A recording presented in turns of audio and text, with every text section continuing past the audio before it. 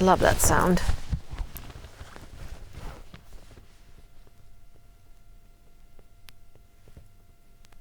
Just takes a minute to warm down.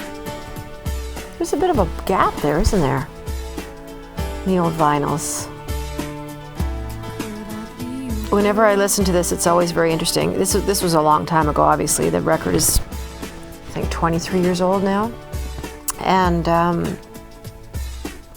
it's funny, the song starts with a drum loop. And the drum loop was an afterthought.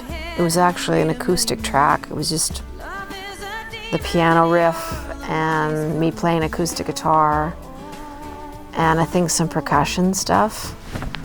And my producer, Ed Cherney, who's very well known for his work with Bonnie Raitt and Clapton, and I mean, you look up Ed Cherney, he's done so much stuff. But anyways, we were listening to it and he's like, this needs something. I mean, I loved it the way it was.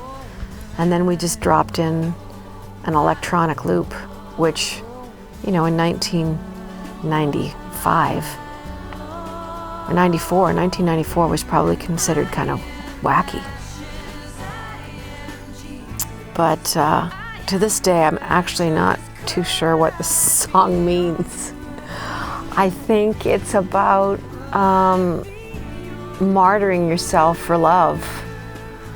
But I remember getting all these letters back in the day when people had to make a freaking effort to like insult you instead of just going on Twitter or Instagram and saying you're an asshole.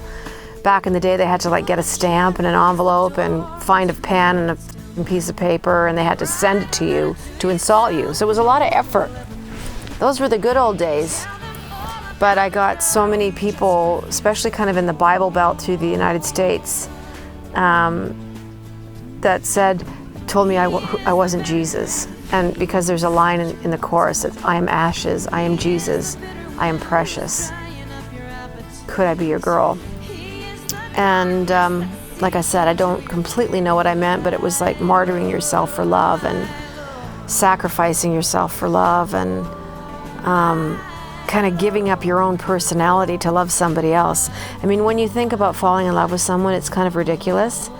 You are simply going on hormones and electricity and little sleep and no food, and you're basically throwing yourself at someone who you don't know at all. You don't know if they have a record, if they've, robbed banks, stolen cars, murdered people. You don't know if their family is, on feeding tubes living in an attic somewhere outside of Balzac, Alberta. Like, you know nothing about these people, and you're like goo-goo about them. So I'm glad at my age now that falling in love is a much different process than when it was when you're 22. But my favorite part of the song, getting back to the song, has always been the backup vocals, the Oh My Lords. And there was a woman named Lynn Elder, and I forget what the other guy's name was. I should know, he's going to kill me. I'm going to look it up and phone it in to you. And he sang on quite a few of my records, so I really feel like a dip. But they did quite a bit of work on my first and second, and I think the third record as well, doing backup vocals. Just magical. I'm not a very good backup vocal singer, I should tell you that. Yeah, it's fun to listen to these tracks and just the great musicianship. It's funny, this is a drum loop, and I played with some of the best drummers in the world on this record. I had Jim Keltner, Traveling Wilburys, the frickin' Beatles, for God's sakes. Everybody. Jim Keltner's one of the best drummers in the world, and Kenny Aronoff, who's another one of the greatest drummers in the world. I had two great drummers on this record, and we used a drum loop. A little bit embarrassing. But yeah, everyone was sober. Nobody smoked pot. And it was a really amazing experience. And it was all recorded, like the rest of the song was live off the floor, which is kind of unheard of now as well. We stood there and played the damn song.